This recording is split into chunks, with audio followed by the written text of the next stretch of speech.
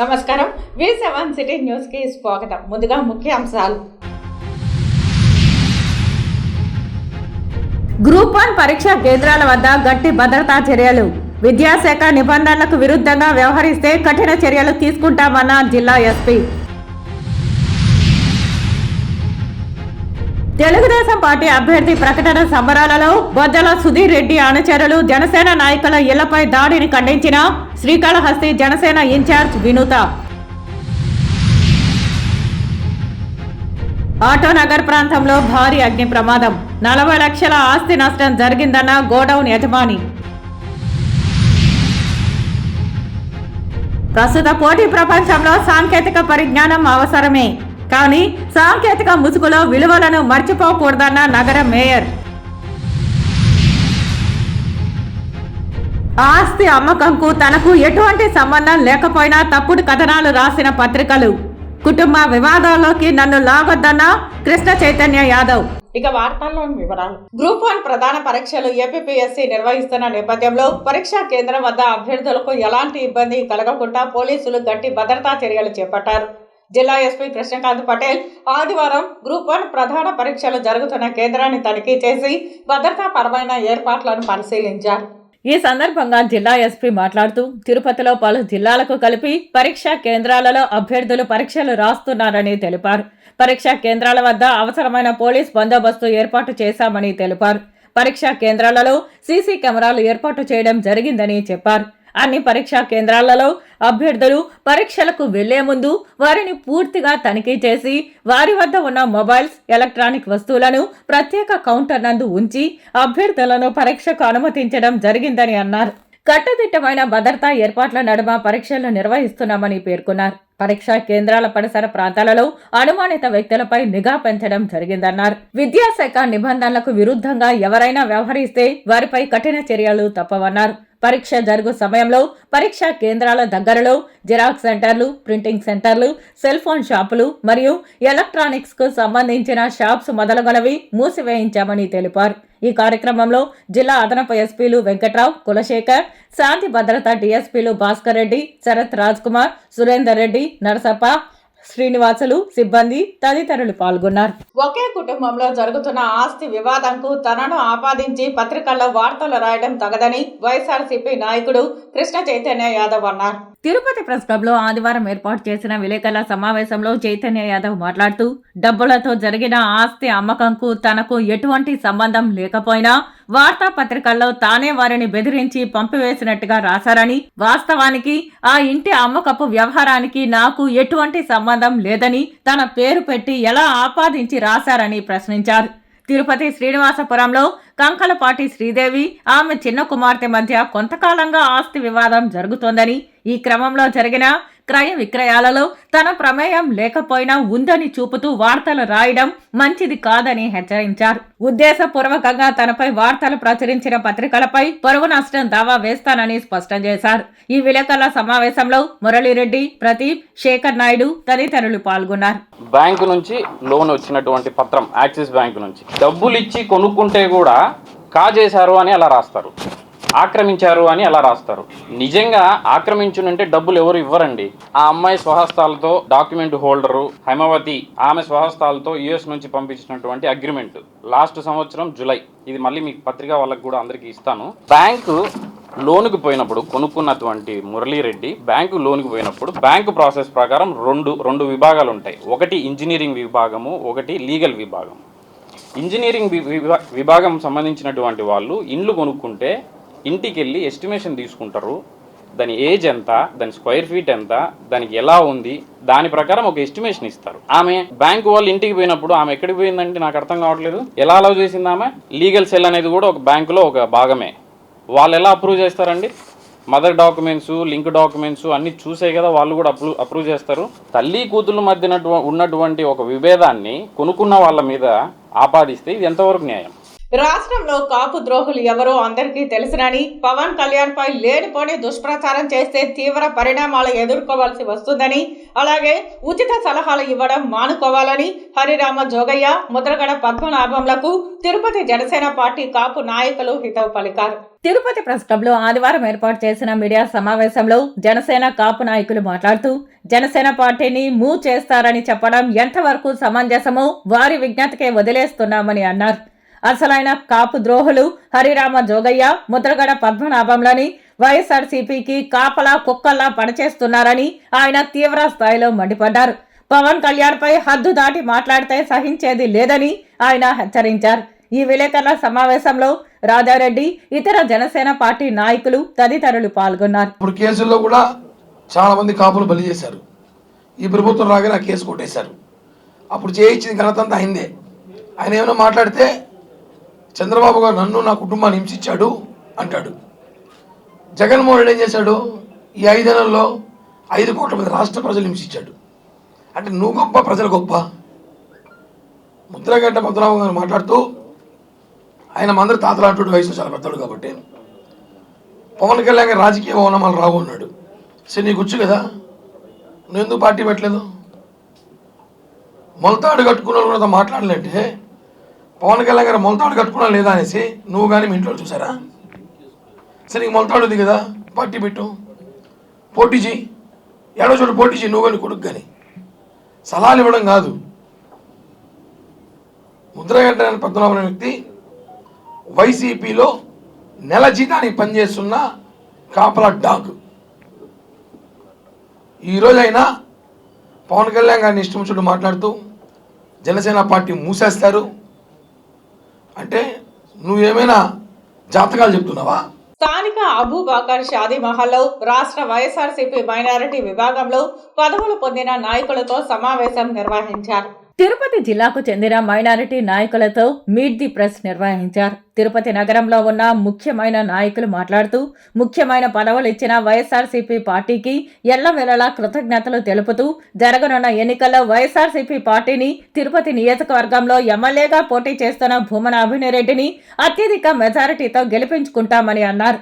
అలాగే మైనారిటీలకు జగనన్న ఎన్నో సంక్షేమ పథకాలను అందించిన నాయకుడికి మైనారిటీలు రుణపడి ఉంటామని, మళ్లీ జగనన్ననే ముఖ్యమంత్రి అవుతారని ధీమా వ్యక్తం చేశారు.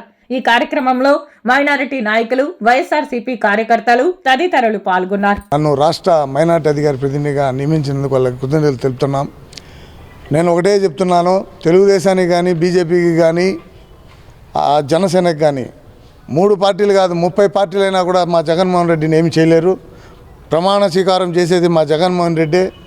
మా దాంతోపాటు అభినయ్ రెడ్డి గారు కూడా ఎమ్మెల్యేగా మేము గెలిపించుకున్నామని సభాముఖంగా తిరుపతి ప్రజలు, ముస్లిం ప్రజల తరపున, రాష్ట్ర వ్యాప్తంగా ముస్లిం ప్రజల తరపున మేమంతా జగన్ వెంట ఉన్నాము.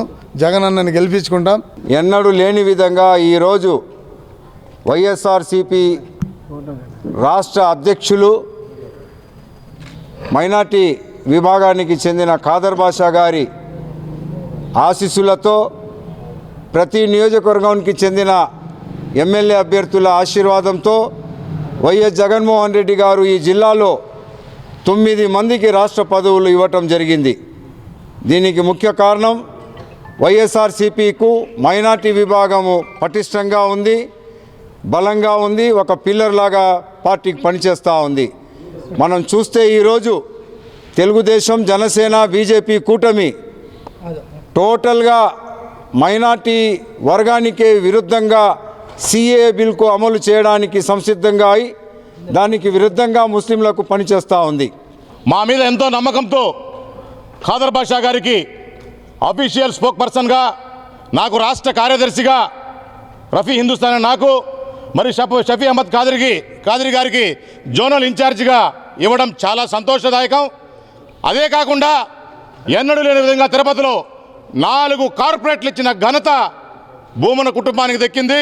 మా మీద ఎంతో నమ్మకంతో మాకు ఈ పదవులు ఇచ్చిన వారికి గౌరవిస్తూ ఖచ్చితంగా తిరుపతిలో భారీ మెజార్టీతో అభినయ్ రెడ్డి గారిని గెలిపించి జగన్మోహన్ రెడ్డి గారికి కానుకగా ఇస్తామని చెప్పి కూడా మా ముస్లిం సమాజం తరఫున తెలియజేస్తున్నాం. రాష్ట్ర అధికార ప్రతినిధిగా పెద్దలు చెప్పినట్టు జగన్మోహన్ రెడ్డి గారు నియమించిన దాంట్లో నేను ఒకడిని, ముఖ్యంగా రాష్ట్ర ప్రభుత్వం ఇప్పటికే ఎస్సీ ఎస్టీ బీసీ మైనార్టీల అభిమానాన్ని ప్రేమని చూరగొన్న అనడంలో ఎటువంటి అతిశయోక్తి లేదు. ముఖ్యంగా మనం ఎత్తుకుంటే ప్రతిపక్ష పార్టీల కన్నా కూడా ఎక్కువగా 7 అసెంబ్లీ స్థానాలను కేటాయించినటువంటి ఘనత మన ప్రియతమ నాయకుడు ముఖ్యమంత్రి శ్రీ జగన్మోహన్ గారికి చెల్లుతుంది. ఈ సందర్భంగా ఎవరైతే ఇక్కడ మా పెద్దలు గౌరవనీయులు గురువర్యులు శ్రీ సయ్యద్ షఫీ అహ్మద్ ఖాద్రీ గారిని నేను మనస్ఫూర్తిగా ధన్యవాదాలు తెలియజేసుకుంటున్నాను. ఆటోనగర్ ప్రాంతంలో గుజరీ గోడౌన్లో అగ్ని ప్రమాదం చోటు చేసుకుంది. 40 లక్షల రూపాయల ఆస్తి నష్టం జరిగినట్టు యజమాని అగ్నిమాపక అధికారికి ఫిర్యాదు చేశారు. తిరుపతి నగరంలోని ఆటోనగర్ ప్రాంతంలో ఉన్న గుజరీ గోడౌన్లో ఆదివారం తెల్లవారుజామున 2 గంటల ప్రాంతంలో మంటలు రావడం చూసిన స్థానికులు అగ్నిమాపక సిబ్బందికి సమాచారం అందించారు. సంఘటనా స్థలానికి అర్బన్ రెవెన్యూ డీటీ రామచంద్రయ్య, వీఆర్ఓలు, అలిపిరి పోలీసులు, ఫైర్ సిబ్బంది చేరుకుని మంటలను అదుపు చేయడానికి ప్రయత్నించారు. గోడౌన్లో ప్లాస్టిక్ బాటళ్లు ఎక్కువగా ఉండడం వల్ల మంటలు అదుపు చేయడానికి దాదాపు 3 గంటల సమయం పట్టింది. అగ్ని ప్రమాదం చోటు చేసుకున్న ప్రాంతంలో మెకానిక్ షెడ్లు ఎక్కువగా ఉండడంతో స్థానికులు తీవ్ర ఆందోళన చెందారు. అగ్నిమాపక సిబ్బంది మంటలను అదుపు చేయడంతో అంతా ఊపిరి పీల్చుకున్నారు. గోడౌన్ యజమాని అగ్నిమాపక అధికారికి దాదాపు 30 నుంచి 40 లక్షల రూపాయల ఆస్తి నష్టం జరిగినట్టు ఫిర్యాదు చేశారు. కంపెనీ కాలిపోయింది, దయచేసి మాకు సహాయం చేయండి. మాకు 30 లక్షల దాకా నష్టం వచ్చింది. మేము ఎట్ట బతికేది? మా పిల్లలు పాపలు ఉన్నారు. మేము బతికేదానికి మాకు దారి చూపించండి తండ్రి. ఇదే మాకు నేను చేసి చెప్పేది అంతే. నాకు ఇంకేం తెలియదు నాయన. నేను అదే కోరుకుంటా ఉన్నాను. మేము ఎట్ట బతికేది? మాకు ఒక దారి చూపించండి నాయన. మాకు చిన్న చిన్న పిల్లలు, మేమేదో బతుకుతామనేసి పెట్టుకున్నాము. ఈ మారి అయిపోయింది. రోజుల క్రితం కూడా పెట్రోల్ పోసి తగలబెడితే ఆ సీసీ ఫుటేజ్ ద్వారా దానికి వెతికారు. దానికి ఏదో చిన్నపాటిగాలే అని దాన్ని వదిలేయడం జరిగింది.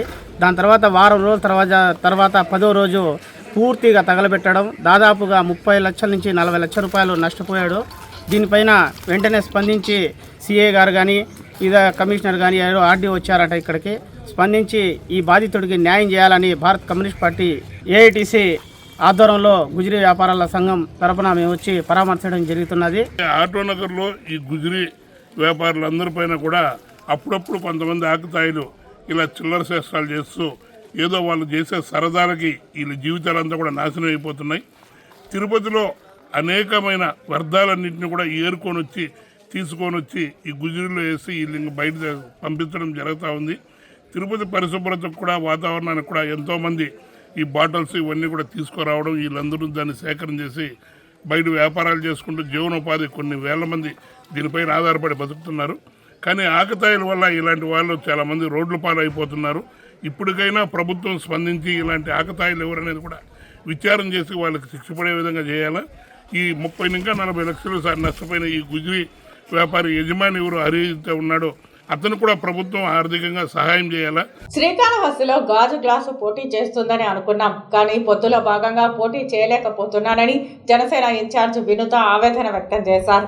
శ్రీకాళహస్తిలో ఆదివారం ఉదయం మీడియా సమావేశంలో ఆమె మాట్లాడుతూ కార్యకర్తలకు తాము అండగా ఉంటామని తెలిపారు. తెలుగుదేశం పార్టీ నాయకులు తమ ఇంటి ముందర వచ్చి మమ్మల్ని అవమానించే విధంగా ప్రవర్తించారని తెలిపారు.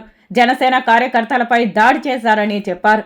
టపాసులు, బాణాసంచాలు కాల్చి ఇంటిలో ఉన్న మహిళలను భయభ్రాంతులకు గురి చేశారని తెలిపారు. తమ నాయకుడికి టికెట్ వచ్చిందని పార్టీ నాయకుల అంతు చూస్తామని బెదిరించారని అన్నారు. తమపై బురద జల్లే ప్రయత్నం చేశారని పేర్కొన్నారు. మాపై బొజ్జల సుధీర్ రెడ్డి అనుచరులు పీఆర్ఓలు దాడి చేశారని తెలిపారు. దాడికి పాల్పడిన వారిని పోలీసులకు అప్పగిస్తే టీడీపీ నాయకులు వచ్చి కేసులు ఎందుకని వదిలేయమన్నారని చెప్పారు. మరి ఇది ఎంతవరకు సమంజసమని ప్రశ్నించారు. తాము టీడీపీకి సపోర్టు చేయాలా లేదా అనేది పార్టీ అధ్యక్షుడు పవన్ కళ్యాణ్ దగ్గర తెలియజేసి తర్వాత నిర్ణయం తీసుకుంటామని మీడియాకు తెలిపారు.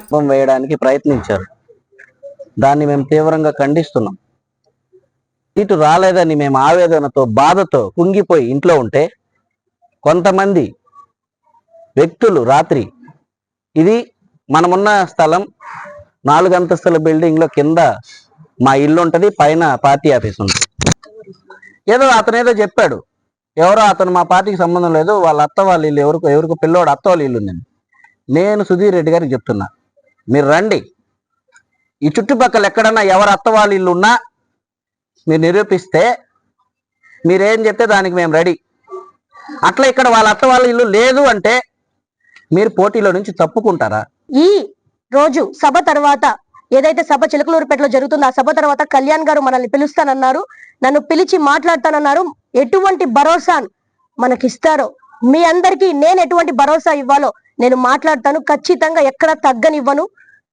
కళ్యాణ్ గారితో మాట్లాడాక మరొక్కసారి ప్రెస్ మిత్రులందరినీ పిలిచి, మా పార్టీ నాయకుల్ని, వీర మహిళని, జన సైనికులందరినీ పిలిచి మా కార్యాచరణ చెప్పి ఖచ్చితంగా మేము చెప్తున్నాం, ఎక్కడ తగ్గము.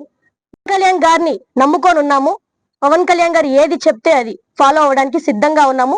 పవన్ కళ్యాణ్ గారు పిలిచి మాట్లాడాక మేమందరం మా కార్యాచరణ ఏంటో మీ ముందుకు తీసుకొస్తాము. ఒకటైతే చెప్పగలుగుతాను, జన సైనికుల్ని ఎక్కడ తగ్గించి మాట్లాడితే మాత్రం సహించము. వార్తల్లో చిన్న విరామం.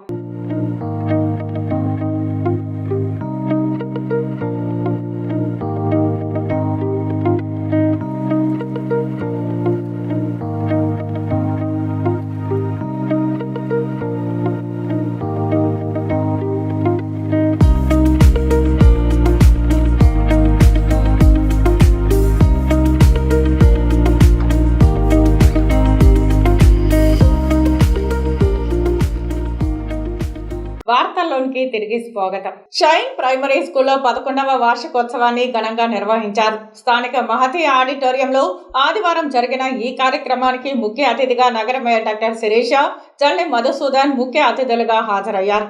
ఈ సందర్భంగా మేయర్ మాట్లాడుతూ పిల్లలకు విద్యతో పాటు విలువలు కూడా చాలా అవసరమని అన్నారు. ప్రస్తుత పోటీ ప్రపంచంలో సాంకేతిక పరిజ్ఞానం అవసరమేనని, సాంకేతికత అనేది కొత్తదనానికి అవసరమే, కానీ సాంకేతిక ముసుగులో విలువలను మర్చిపోకూడదని తెలిపారు. పిల్లలకు విద్య, విజ్ఞానంతో పాటు విలువలు కూడా అవసరమేనని తెలిపారు.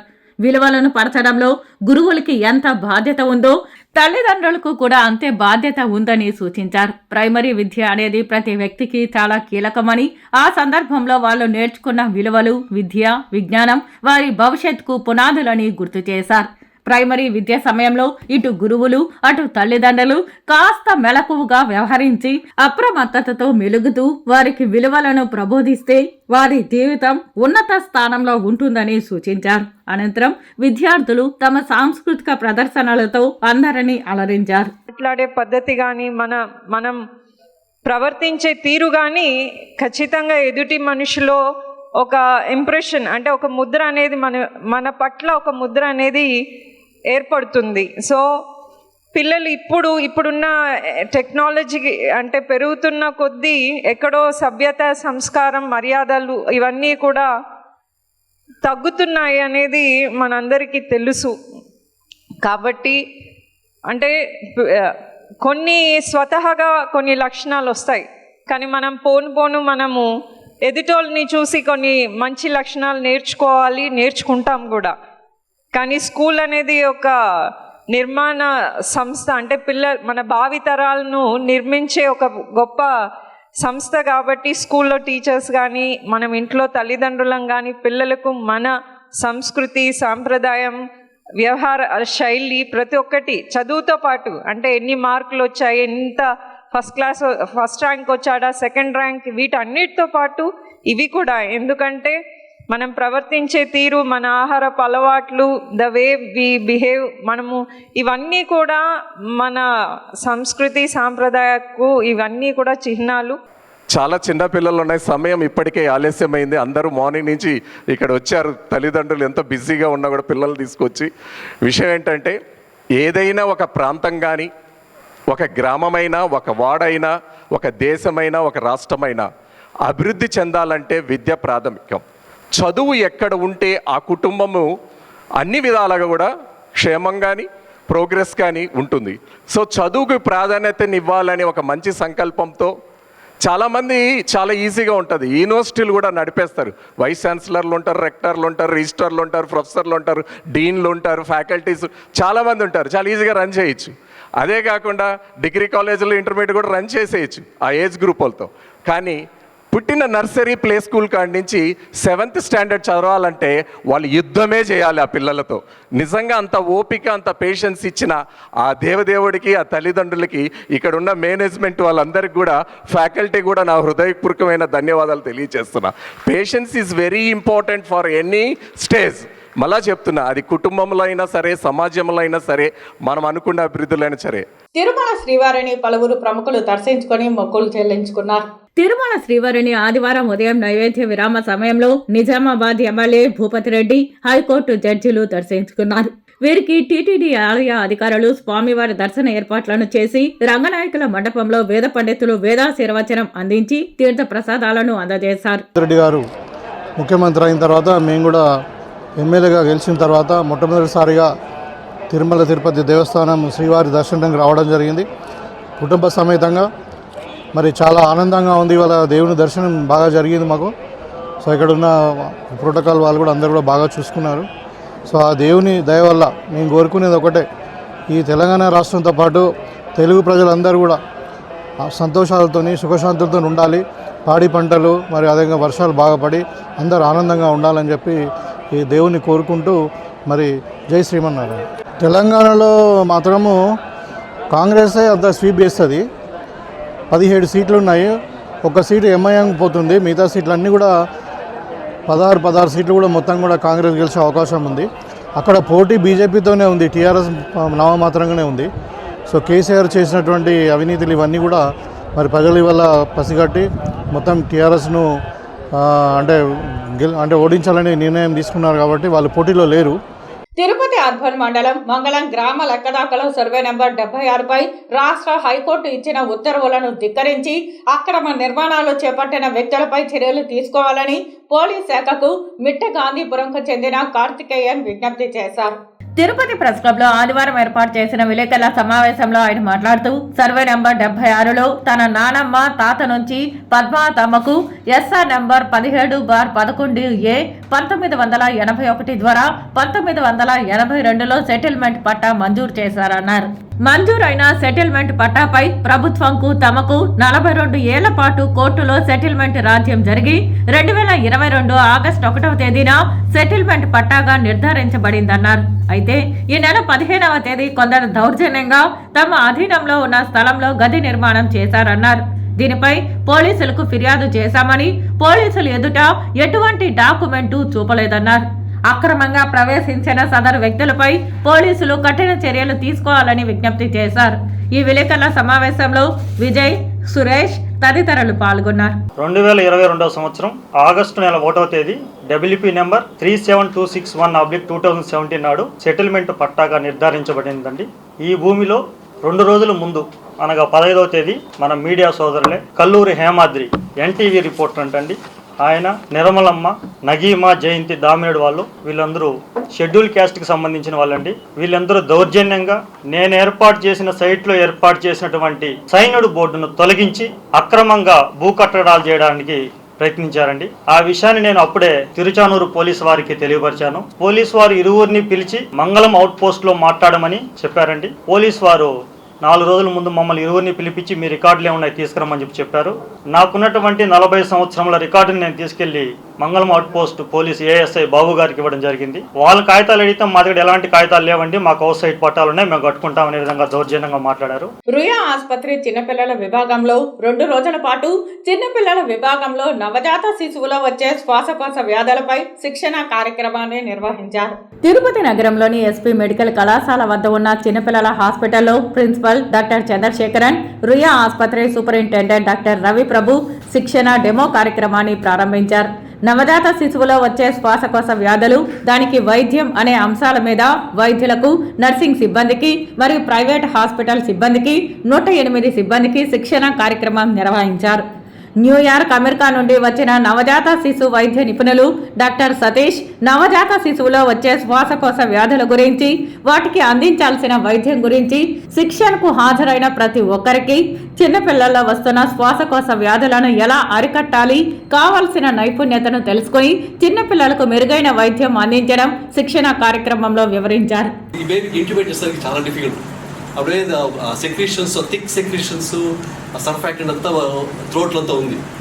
సో అప్పుడు ఇంటిమేట్ చేస్తున్నా ఏం తెలియదు. అప్పుడు సడన్గా నేను కథ చెప్పినా కదా, నేను silver lining for every cloud అని. అట్లా మన ఆ సెక్రీషన్స్ చుట్టుపక్కల వోకల్ కార్డ్స్ ఉంటాయి కదా, వోకల్ కార్డ్స్ అది సిల్వర్ కలర్లో ఉంటాయి. I can see the silver lining around this vocal cords, cloud bar అవి. సో అక్కడే ఉంటుంది రెస్ట్రిక్ట్ చేసాను the tube in went in very next second it heart attack very వేసి 140 మేబీ 525 రికవర్డ్. ఇప్పుడు కొన్ని ఎక్స్ప్రెస్ అప్డేట్ వార్తలు. తిరుపతి మీద ఉన్న ప్రేమ మమకారంతోనే ఇంత పెద్ద ఎత్తున అభివృద్ధి చేయగలిగామని, తనకు రాబోయే ఎన్నికలలో స్థానిక ప్రజలు అండగా ఉండాలని ఎమ్మెల్యే అభ్యర్థి భూమన అభినయ్ రెడ్డి అభ్యర్థించారు. స్థానిక జీవకోణలో ఈడిగా గౌడ ఆత్మీయ సమ్మేళనం నిర్వహించారు. ఈ ఆత్మీయ సమావేశానికి ముఖ్య అతిథిగా తిరుపతి వైసీపీ ఎమ్మెల్యే అభ్యర్థి పాల్గొని ప్రసంగించారు. ఈ సందర్భంగా ఆయన మాట్లాడుతూ, జీవకోణ ప్రాంతంలో గతంలో ఎలా ఉందో ప్రస్తుతం ఎలా ఉందో మీరే ఆలోచన చేయాలని, జీవకోణ ప్రజల కోసం మున్సిపల్ హై స్కూల్ నుంచి జీవలింగేశ్వర స్వామి ఆలయం వరకు ఎంతో సువిశాలంగా రోడ్డును వెడల్పు చేసి విద్యుత్ దీపాలంకరణతో సుందరంగా తీర్చిదిద్దామని తెలిపారు. అలాగే సత్యనారాయణపురం సర్కిల్ నుంచి తిరుమల బైపాస్ రోడ్డుకి నూతనంగా విరజా మార్గంను నిర్మించి ప్రజలకి ట్రాఫిక్ కష్టాలు తీర్చామన్నారు. జరగబో ఎన్నికలలో ఎమ్మెల్యేగా గెలిపిస్తే మరింత అభివృద్ధి పనులు చేస్తానని హామీ ఇచ్చారు. ఎన్నికల నియమావళిని అందరూ అధికారులు సిబ్బంది పక్కాగా అమలు చేయాలని సంబంధిత తిరుపతి నియోజకవర్గ ఓటర్ నమోదు అధికారి, నగరపాలక సంస్థ కమిషనర్ అతిథి సింగ్ అధికారులను ఆదేశించారు. ఎన్నికల నియమావళి సందర్భంగా నగరంలోని తిమ్మినాయుడుపాలెం, జీవకోణ, సంజయ్ గాంధీ కాలనీ, ఆటోనగర్, ఎస్టీవీ నగర్ తదితర ప్రాంతాలలోని సచివాలయాల్లో ఎంసీసీ నిబంధనల మేరకు చేసిన ఏర్పాట్లను ఆదివారం కమిషనర్ పరిశీలించారు. ఈ సందర్భంగా కమిషనర్ మాట్లాడుతూ, నగరపాలక సంస్థ పరిధిలో సార్వత్రిక ఎన్నికలు సజావుగా నిర్వహించేందుకు అందరూ తప్పనిసరిగా తమ విధులు పక్కాగా నిర్వహించాలని అన్నారు. మోడల్ కోడ్ ఆఫ్ కండక్ట్, ఇతర ఏమైనా ఉల్లంఘనలను నివేదించడానికి నిర్దేశించిన సి విజిల్ యాప్ ద్వారా అందిన ఫిర్యాదు అందిన నిమిషంలో స్పందించాలని తెలిపారు. ఎన్నికల ప్రక్రియలో భాగంగా ఎన్నికల కమిషన్కు రోజువారీ ఇవ్వాల్సిన నివేదికలు సకాలంలో సంబంధిత అధికారులు, సిబ్బంది అందించేలా చర్యలు తీసుకోవాలని అన్నారు.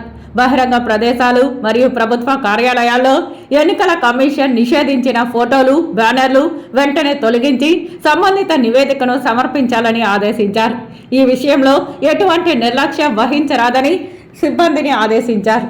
తిరుపతి రూరల్ మండలం వేదాంతపురం పంచాయతీ పరిధిలోని అగ్రహారంలో జై హనుమాన్ పెయింటింగ్ ఆర్టిస్ట్ అసోసియేషన్ కార్యాలయాన్ని తుడా చైర్మన్ చెవిరెడ్డి మోహిత్ రెడ్డి ఆదివారం ప్రారంభించారు. అంతకుముందు అసోసియేషన్ అధ్యక్షులు వెంకటస్వామి చెవిరెడ్డి మోహిత్ రెడ్డికి ఘన స్వాగతం పలికారు. అనంతరం చెవిరెడ్డి మోహిత్ రెడ్డి కళాకారుల వివరాలను అడిగి తెలుసుకున్నారు. మొత్తం 150 మంది సభ్యులు ఉన్నట్లు వారు తెలిపారు. సైన్ బోర్డులు, బ్యానర్లు, బొమ్మలు గీట, ఇంటీరియర్ డిజైన్ చేయడం వంటి తదితరాలు ఆర్టిస్టులు పనిచేస్తామని వివరించారు. ఏ అవసరం ఉన్నా అండగా ఉంటామని హామీ ఇచ్చారు. ఈ కార్యక్రమంలో జై హనుమాన్ పెయింటింగ్ ఆర్టిస్ట్ అసోసియేషన్ సభ్యులు తదితరులు ఉన్నారు. సార్వత్రిక ఎన్నికలు 2024 నేపథ్యంలో జిల్లాలోని పలు సమస్యాత్మక పోలింగ్ కేంద్రాల పరిధిలో కేంద్ర సాయుధ బలగాలతో ఫ్లాగ్ మార్చ్ నిర్వహించారు జిల్లా పోలీసులు. ఎస్పీ కృష్ణకాంత్ పటేల్ ఆదేశాల మేరకు జిల్లాలోని పలు క్లిష్టమైన పోలింగ్ కేంద్రాల పరిధిలో ఓటర్లకు ధైర్యం కలిగించడానికి, ఓటర్లను చైతన్యవంతులు చేయుటకు ఆదివారం కేంద్ర సాయుధ బలగాలతో కవాతును స్థానిక పోలీసులు నిర్వహించారు. చెర్లోపల్లి నుండి ఫ్లాగ్ మార్చ్ ప్రారంభించి గాంధీపురం, కొత్త చెర్లోపల్లి మీదుగా పుదిపట్ల వరకు ఉన్న సమస్యాత్మక పోలింగ్ కేంద్రాల ప్రాంతాలలో ఫ్లాగ్ మార్చ్ నిర్వహించి ఓటర్లను చైతన్యవంతులను చేసి ఓటు హక్కును ప్రతి ఒక్కరూ స్వేచ్ఛగా వినియోగించుకోవాలని ధైర్యాన్ని నింపారు. వార్తలు ముగించే ముందు ముఖ్యాంశాలు మరోసారి. గ్రూప్ 1 పరీక్షా కేంద్రాల వద్ద గట్టి భద్రతా చర్యలు. విద్యాశాఖ నిబంధనలకు విరుద్ధంగా వ్యవహరిస్తే కఠిన చర్యలు తీసుకుంటామన్న జిల్లా ఎస్పీ. తెలుగుదేశం పార్టీ అభ్యర్థి ప్రకటన సంబరాలలో బొజ్జల సుధీర్ రెడ్డి అనుచరులు జనసేన నాయకుల ఇళ్లపై దాడిని ఖండించిన శ్రీకాళహస్తి జనసేన ఇన్ఛార్జ్ వినూత. ఆటోనగర్ ప్రాంతంలో భారీ అగ్ని ప్రమాదం, 40 లక్షల ఆస్తి నష్టం జరిగిందన్న గోడౌన్ యజమాని. ప్రస్తుత పోటీ ప్రపంచంలో సాంకేతిక పరిజ్ఞానం అవసరమే, కానీ సాంకేతిక ముసుగులో విలువలను మర్చిపోకూడదన్న నగర మేయర్. ఆస్తి అమ్మకంకు తనకు ఎటువంటి సంబంధం లేకపోయినా తప్పుడు కథనాలు రాసిన పత్రికలు. కుటుంబ వివాదాల్లోకి నన్ను లాగొద్దన్న కృష్ణ చైతన్య యాదవ్.